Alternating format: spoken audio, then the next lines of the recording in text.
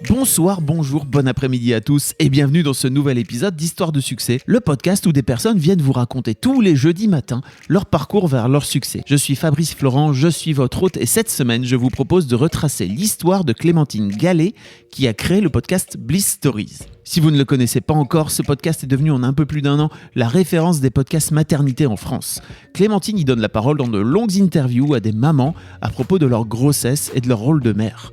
Bliss Stories est en quelque sorte le miroir d'Histoire de Daron, mon autre podcast dédié au père. Dans cet épisode, on retrace avec Clémentine son parcours qui l'a amené à démissionner de TF1 il y a quelques mois pour se lancer à plein temps dans l'aventure du podcast. Depuis le cinéma vers la création de Bliss il y a 1 an et demi, en passant par la direction de casting pour la télé et la télé-réalité, tous les chemins peuvent mener vers la création de son propre podcast en 2019. Mais vous comprendrez assez rapidement que pour y arriver, Clémentine a travaillé d'arrache-pied. On reparle de tout ça ensemble, j'espère que vous apprécierez cet épisode. Merci pour tous les commentaires que vous avez postés sur Apple Podcast depuis ces dernières semaines, mais j'ai encore besoin de vous. Pour l'instant, il n'y a qu'une petite centaine de notes et de commentaires et j'aimerais aller beaucoup plus loin. Si vous avez un iPhone et 3 minutes, ça serait donc super que vous tapiez Histoire de succès dans Apple Podcast et que vous lui mettiez 5 étoiles et un commentaire de préférence sympa sur ce que vous pensez de ce podcast. De mon côté, je vous donne rendez-vous jeudi prochain dès 6h du matin dans ce podcast pour une nouvelle histoire de succès. Mais d'ici là, abonnez-vous au podcast, venez mettre un commentaire sur www.histoiredesuccès.com. Tous les liens sont dans les notes de cet épisode. C'est toujours le meilleur moyen de soutenir ce podcast si vous l'aimez. Je vous souhaite de passer un bon moment et des bonnes vacances de Noël si vous êtes en vacances en compagnie de Clémentine Gallet. T'as un pote qui part à la maternité. Oh my god, bah oui, il me dit je file à la maternité. Ah tu sais, moi je suis aux premières loges pour tout ce qui est... C'est marrant, on me prévient. T'es Oui. devenu... Bon, il en a encore pour 8 heures, donc Voilà, il arrête de ça. s'énerver. Quoi. Tu C'est te son détends. Non. Ok. Tu te détends, tu respires, ça va bien se passer. J'ai écouté le dernier... non, c'était pas le dernier. Coucou les girls. Ah, Juliette. J'aime bien. C'est parti loin avec Juliette. Hein. Oui, c'est... Oui, on était sur une petite thérapie. Petite introspection. Hein, Ouais. On y va ? Nous sommes des accoucheurs de, Oh là de là. l'âme, n'est-ce pas? On est Clémentine. Salut Clémentine. Salut Fabrice. Ça va ? Très bien, et toi? Ça va bien Clémentine. Pour expliquer un petit peu ce que tu fais, qui tu es, tu viens à la base du milieu de la télé. Absolument. Et t'as lancé quoi. il y a 1 an, un peu plus ? Un peu plus, ça fait 1 an et demi, vraiment. Ouais, avril 2018. Ouais, Voilà. donc 1 an et demi. Ouais, 1 an et demi. Ce podcast qui est devenu une référence aujourd'hui t'es dans le monde du gentil. podcast français. Non mais c'est vrai, il y en a pas... Bah, écoute, je m'en rends pas bien compte, mais tant mieux si c'est le cas. T'as beaucoup d'auditeurs, enfin je veux dire Oui, j'ai d'auditrices. beaucoup d'auditrices surtout. Surtout, oui. je pense. Oui, oui. Où tu parles de maternité, enfin tu fais intervenir des femmes pour parler de leur rapport à leur maternité, Ouais. depuis l'envie d'enfant jusqu'à aujourd'hui où elles ont des enfants, et il y a Oui. toutes sortes d'histoires. T'en es... Donc tu fais un épisode par semaine, donc Exactement. Bah là, j'en suis à 60 épisodes à peu Wow. près. Ouais. Et avec autant d'histoires différentes, c'est très bien parce qu'en fait, tu as réussi à la fois à avoir des anonymes et des personnalités aussi qui Ouais. ont bien voulu venir te raconter leur rapport à leur Carrément, accouchement, qui est un ouais. truc un peu intime, si tu veux. Donc, Ouais. bravo pour ça, c'est cool. Merci. On va parler un petit peu de ton parcours et de ce qui t'amène à avoir créé Bliss et puis ce que tu as Ouais. envie de faire ensuite. Hein. Mais avant ça, j'aime bien demander un petit peu à mes invités à quoi ressemblait Clémentine quand tu avais 7-8 ans. Ah ouais, quand j'avais 7-8 ans, c'est-à-dire l'âge de mon fils. C'est marrant parce que du coup, comme j'ai le modèle à la maison, c'est très concret ce que tu me demandes.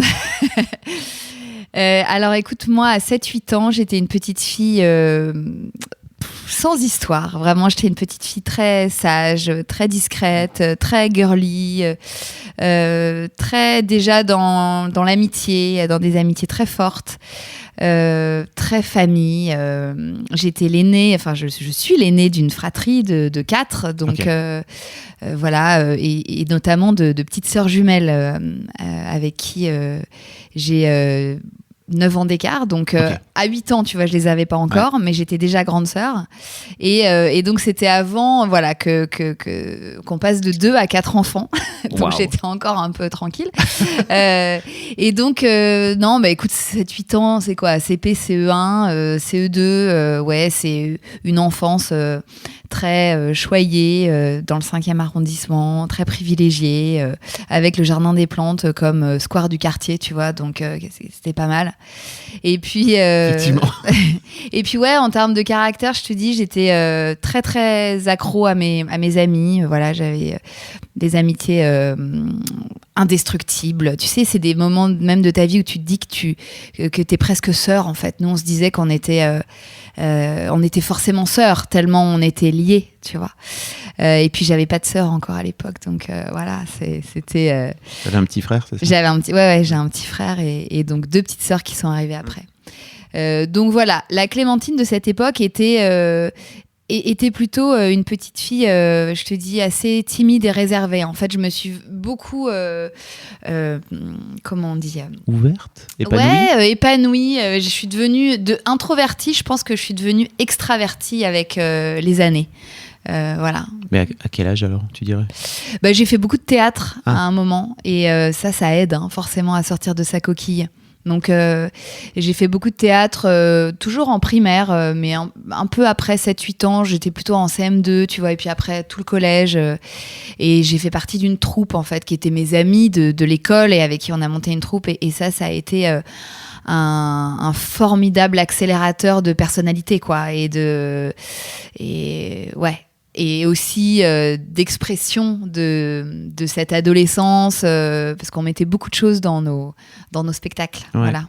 Qu'est-ce qui t'a donné envie de monter sur scène alors que t'étais introvertie? Bah, justement, l'amitié. En fait, j'avais envie d'être avec eux. J'avais envie de C'était faire tes potes partie. qui ont été. Ouais, eux en faisaient partie et c'était notre prof de sport, en fait, Rare. qui était fantastique et qui nous faisait faire à la base des cours d'expression corporelle. Et en fait, d'expression corporelle, on est passé à expression scénique, en fait, et théâtre, si tu veux. Et au fur et à mesure des années, il s'est passé un truc dans ce petit groupe de potes.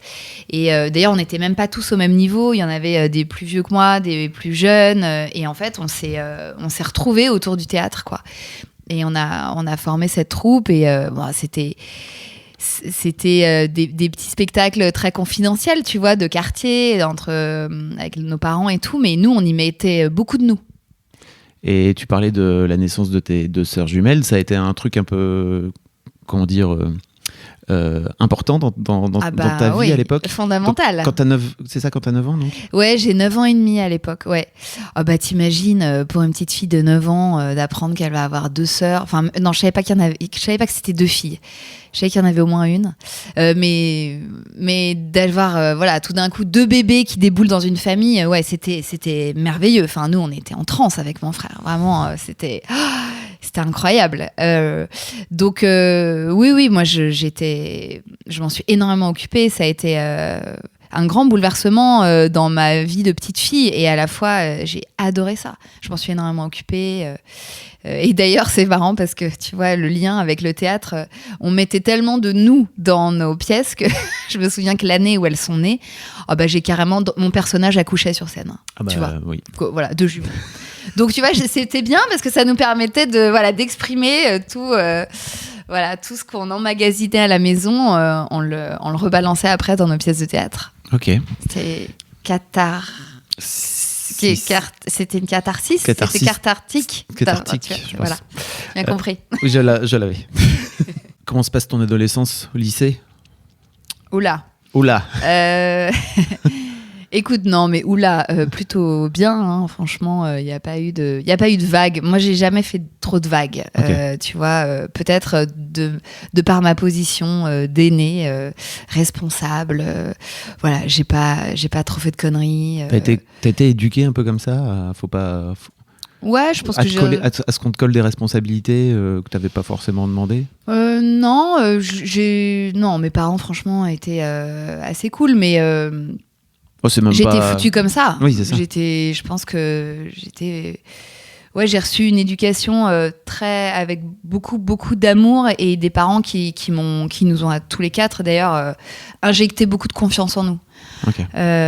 Beaucoup d'équilibre et beaucoup de confiance en nous. Je te dis ça parce que avec le recul, c'est quelque chose qu'on nous a beaucoup dit en fait. Je dis nous, moi et mes frères et sœurs. Voilà. Okay. On nous dit souvent ça, qu'on est des gens équilibrés. Non, mais c'est marrant, et ça, c'est vrai qu'on le doit à nos parents, parce qu'ils ont su faire. Donc, tant mieux pour nous, c'est cool. Mais, donc voilà, non, une adolescence toujours dans le 5e, très, très cool. Le collège, j'ai surtout découvert les garçons. Hein. Voilà, c'était quand même l'intérêt principal du collège, c'était les mecs. Voilà. Pourquoi t'en parles spontanément? Parce que s'il y a quelque chose qui m'a marqué dans mon adolescence, c'est ça, c'est la découverte de la séduction, du flirt, de l'amour passionnel, passionné, voilà. Moi, ça a été une grande étape pour moi, ça. Et voilà, c'est terminé pour cet extrait, en tout cas au moins sur YouTube. Vous pourrez retrouver le podcast en intégralité en audio en cliquant sur le lien dans la description de cette vidéo. Pourquoi n'y a-t-il plus qu'un seul petit extrait ? En fait, désormais, je ne diffuserai plus ici l'intégralité des épisodes, mais plutôt un extrait de 10-15 minutes avant de vous renvoyer à télécharger ou à écouter le podcast en audio. Plusieurs raisons à ça. La première, c'est pour une raison de gros sous. YouTube ne rapporte plus vraiment grand-chose, en tout cas par rapport aux vues que je fais. Et la meilleure façon aujourd'hui de gagner des sous pour un podcasteur, c'est que les gens écoutent directement le podcast. Je vous passe les détails techniques, mais les pubs de mon podcast sont aujourd'hui reliées au flux RSS de mon podcast. Et quand j'upload une vidéo sur YouTube, elle n'est plus sur mon flux RSS, elle est sur YouTube tout simplement. Résultat, si vous voulez me faire gagner ma vie avec mes podcasts, vous pouvez plutôt m'écouter sur mon podcast. Vous retrouverez comment vous abonner directement dans la description. La deuxième raison, c'est que je veux inciter à mettre le plus de gens possible au format podcast.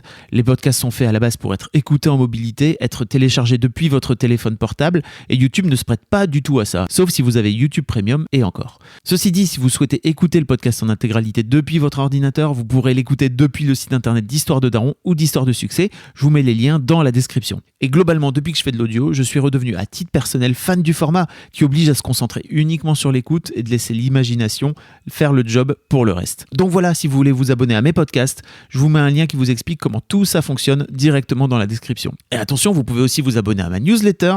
Je fais en sorte de vous envoyer un mail pour chaque nouvel épisode. C'est pareil, vous pourrez retrouver le lien directement dans la description. Merci pour votre écoute et à tout de suite sur mon podcast en intégralité.